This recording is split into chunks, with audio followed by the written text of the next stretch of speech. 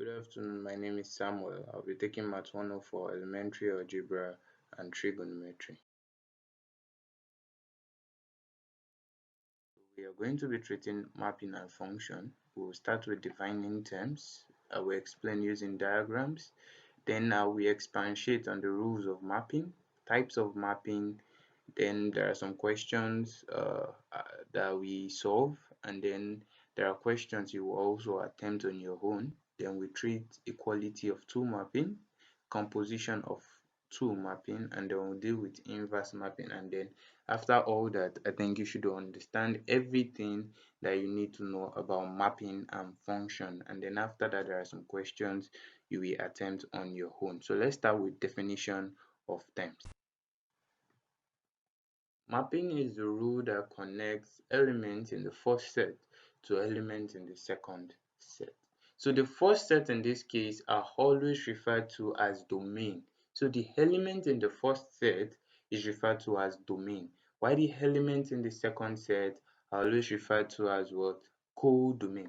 Then we have what we call a singleton. This is a set with just a single element. A set with a single element is what we refer to as singleton, and images are elements found in the codomain, while pre-images are elements found in the domain. And let's not forget the rule that connects the domain to the codomain is what we refer to as mapping. Then range.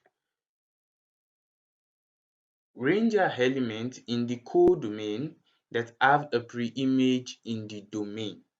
So range is the set of elements in the codomain that have pre-images in the domain. Let's not forget, I said elements in the domain are referred to as pre-image, while elements in the codomain are referred to as images. So the elements in the codomain that have pre-images in the domain are referred to as range. We will get to understand better as we move on.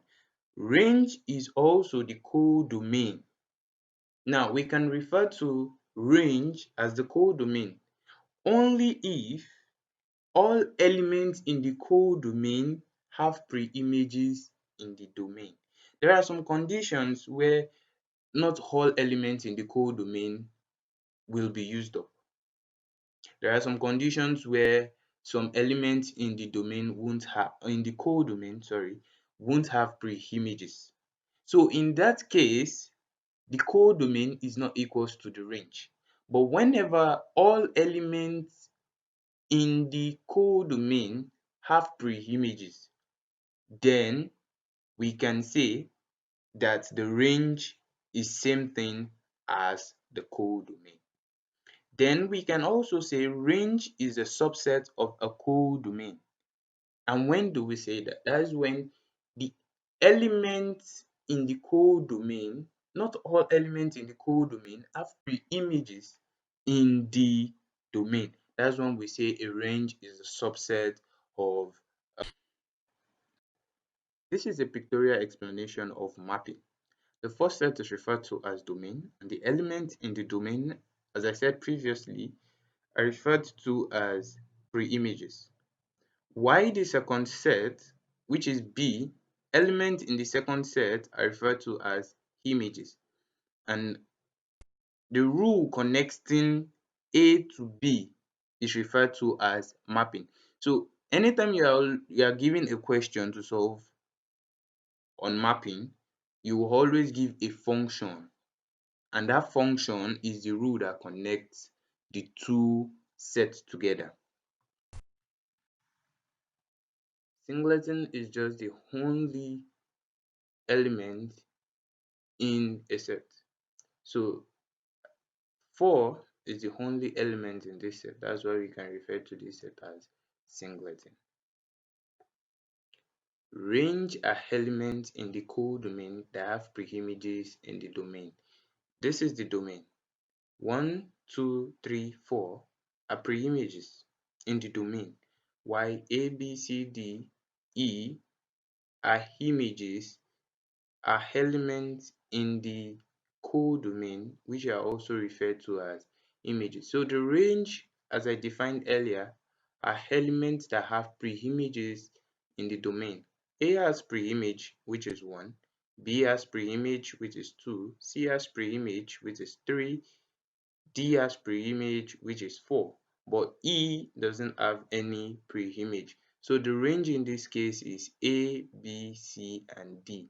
So in this type of range, the range is a subset of the codomain because there is something in this codomain which the range doesn't have, which is E.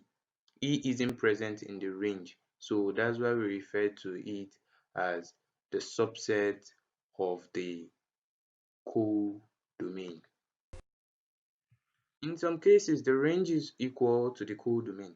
That is when all the elements in the codomain have pre-images in the domain. That's the only condition for a range to be equal to the codomain. Like we had in the previous example, and the slide before the last slide, a range is the subset of the codomain. And this was the example we had there because A, B, C, D have pre-images. So the range is A, B, C, and D. But A, B, C, and D are not the only element in the codomain. And that's the major reason why we say A, B, C, and D are subsets of the codomain because E is present in the codomain, which is not present in the range. Rules of mapping: all elements in the domain must have an image in the codomain. All elements in the domain must have an image in the codomain, and no element in the domain must have more than one image in the codomain. From the figure below, we can see that all elements in the domain have images in the codomain, and there is no single element in the domain that have more than one image in the codomain. So fig 1 is an example of mapping. But looking at fig 2, all elements, it satisfies the rules that says all elements in the domain must have an image, but does not satisfy the rule that no element in the domain must have more than one image, because 2 is having two images, which is B and C. That is why we say fig 2 is not an example of mapping. So going to fig 3, it does not support the rules that says all elements in the domain must have an image in the codomain, because 2 is not having an image in the codomain, and that's why fig 3 is not an example of mapping. Now going to fig 4, 1 has a image B, 2 has the same image B, 3 has the same image B, 4 has image C, 5 has image D. This is an example of mapping because it obeys the rules that says all elements in the domain have images in the codomain, and no element in the domain must have more than one image. So this figure 1 has just one image, figure 2 has just one image, 3 has just one image, 4 has just one image, 5 has just one image.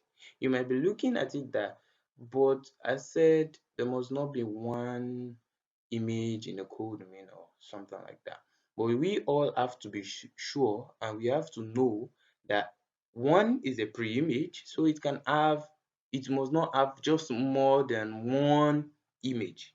But an image might have more than one pre-image. Note, all elements in the domain can have just one image.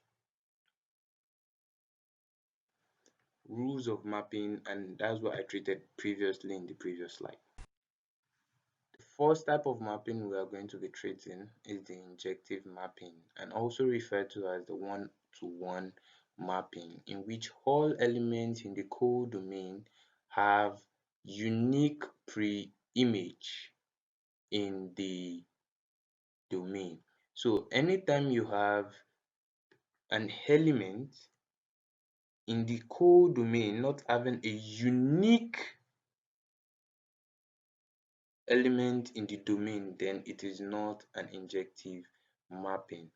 Figure 1 is an injective mapping. Figure 2 is also an injective mapping because they have unique image, or sorry, pre-image in the domain. They have unique pre-image in the domain. Another example here, but this figure shows it is not an example of a one-to-one mapping because A does not have a unique pre-image, or element in the domain which is 1 does not have a unique pre-image, because 1 and 2 have image B. Although this is an example of mapping, but this isn't an example of one-to-one mapping, or also referred to as injective mapping.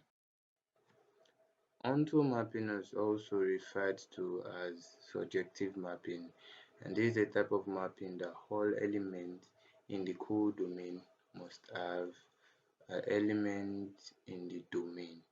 So as we can see in the fig below, the first fig is an example of onto mapping or surjective mapping, because A, B, C, D, which are elements in the codomain, have pre-images.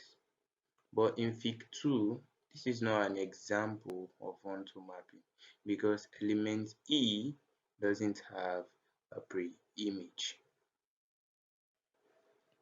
What is bijective mapping? This is a type of mapping that both satisfy the rule of onto mapping and injective mapping, which says that for onto mapping, all elements in the codomain must have pre-images, and for injective mapping, all elements in the codomain must have distinct or unique pre-image. And for the example below, the fig below, this is not an example of bijective mapping, although it is an example of onto mapping because all elements in the codomain have pre-images, but it is not an example of injective mapping or one-to-one mapping because not all elements in the codomain have distinct pre-image. So fig 1 is not an example of bijective mapping. For fig 2, this is a very good example of bijective mapping because all elements A, B, C, D have pre-images, and they also have distinct or unique pre-image, meaning no one image have two pre-image, or no one pre-image have two image, and that's why it's a very good example of bijective mapping. But looking at fig 3, this is an example of injective mapping, a one-to-one mapping, but it's not an example of onto mapping, so it isn't a good example of bijective mapping, or it isn't a bijective mapping because look at element A have 1 as its distinct pre-image, B 2 as its unique pre-image, C 3 as its unique pre-image, D has 4 as its unique pre-image, but E does not have a pre-image, which doesn't make it satisfy the rule of a bijective mapping. We also have a many-to-one mapping. This is a type of mapping in which elements in the codomain have more than one pre-image. Now look at this case here. Image A have more than one pre-image. This is a mapping because not a pre-image have two images. When a pre-image have two images, that's when it is not a mapping. But if an image have two pre-image, it is still a mapping. So one has its image to be A, two has its image to be A, and that is the major reason why this is referred to as a many-to-one mapping. Constant mapping is a type of mapping that all pre-images have just a single image. Like in the example in the fig below, we can see that the elements in the domain, which are also referred to as pre-image 1, 2, and 3, have just one single image, which is A, and that's an example of constant mapping. So dealing with this question, uh, we have a function f of x which is equals to 2x, and we are given the element in the domain, which is A, as 1, 2, 3, 4, and 5. So to get a solution to this question, all we have to do is to plug in the figures 1, 2, 3, 4, and 5 into the equation 2x plus 2. So that will give us the answer for our range and image, and that's also referred to as the element in the codomain. So when you put in 1 into the equation, you get 4. When you put in 2 into the equation, you get 6. When you put in 3 into the equation, you get 8. When you put in 4 into the equation, you get 10. When you put in 5 into the equation, you get 12. And then in this case, our answer is 4, 6, 8, 10, 12. So the range or the images are 4, 6, 8, 10, and 12, and that will be our answer for this question. So the range or the image or the element in the codomain is 4, 6, 8, 10, and 12. So this is also another question. We are given the element in the domain, which is A, 1, 2, 3, 4, 5. And the element in the codomain, which is 4, 6, 8, 10, 12, and 13. And the rule connecting these two sets, which is the domain and the codomain, is 2x plus 3. So we are asked what type of mapping this is. So to solve this type of question, all you need to do is plug in 1, 2, 3, 4, 5 into this equation separately, and then when you get your answer, you know which of the values you get are present in this domain, and that determines the type of mapping you are going to have. So when we plug in 1 into the equation, we get 4. We plug in 2, we get 6. We plug in 3, we get 8. We plug in 4, we get 10.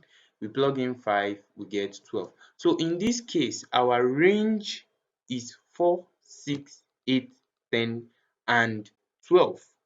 And these are also referred to as images. But let's not forget, we are being asked what type of mapping this is. And in this case, the codomain is already given to us. The element in the codomain is already given to us as 4, 6, 8, 10, 12, and 13. The elements in the codomain are already given to us to be 4, 6, 8, 10, 12, and 13. And now the range we got is 4, 6, 8, 10, and 12, meaning 13 does not have a pre-image. So that type of mapping is referred to as an injective mapping. It is referred to as an injective mapping. It would have been a bijective mapping if 13 isn't present in the codomain. It would have been a bijective mapping because all elements in the codomain would have had a pre-image. But in this case, 13 does not have a pre-image, which doesn't make it qualify to be a bijective mapping. So the answer in this case is that this type of mapping is an injective mapping. We'll move to the next slide. So this is the question you're going to be solving on your own. So take a good look at it. It's very simple and very easy to solve. Now we are going to be talking about equality of mapping. Equality of mapping has to do with two different functions. So we say mapping is equal when the domain of a function f is equal to the domain of another function g. And also the codomain of the function f must be equal to the codomain of the function g. Now, let's not forget, you might have other functions. It might be named function g, function c, function z. Doesn't matter. All that matters is the domain and the codomain must be the same in case of the two functions for it to qualify, or for us to say those two mapping are equal. We are going to be talking about composition of mapping. Now, when we say composition of mapping, when we are asked to find composition between function f and function g, we denote composition with letter O. But mind you, f of g is not the same thing as g of f. And that's what brings us to properties of composition of mapping. It is not commutative, which is why I said f of g isn't equal to g of f, but it is associative, which means we have to deal with three functions when we are talking about associativity in mapping. And when you are going to be asked this type of question, you'll be given three different equations to prove the associativity of those equations when it comes to composition of mapping. So for it to be associative, meaning f f of g of h must be equals to f of h of f of g. So these two equations must be equal before we can say mapping or composition of mapping is associative. So in the next slide, we'll be looking at an example that will explain this better. So we are in this slide, we are going to be proving associativity and commutativity. So we are given three equations in this case, but for commutativity, we are going to just pick two, which is the functions of f and functions of g. So when you have f of g, in this case, anywhere you see x, you replace with the equation of g, which is x plus 4. So we put x plus 4 in place of x, and then we get this. The next thing we have is 2x plus 8 plus 3, and the next thing we have is 2x plus 11. So that's our answer for f of g. So when we are now going to be having g of f, because g started it, so we are going to be replacing the value of x with f. So we are going to be having 2x plus 3, which is replacing x in this case, plus 4. So that in short will give us 2x plus 7, and we can see that 2x plus 11 and 2x plus 7 are not equal, and that's why we say it is not commutative, because f of g is not equals to g of f. Commutativity in short means when you change the position, the answer is still the same thing. When you change the position of the function you're dealing with, the answer is still the same thing. Like we can say addition is commutative because 1 plus 1 is 2. 1 plus 1, if you change the position, is still 2. Or let's say 1 plus 2 is 2. And if we 1 plus 2 is 3, sorry. And if we say 2 plus 1 is still 3. Because we change the position doesn't change anything in that case. But when we say negative or minus, minus is not commutative, because when you say 1 minus 2, it is what? Minus 1.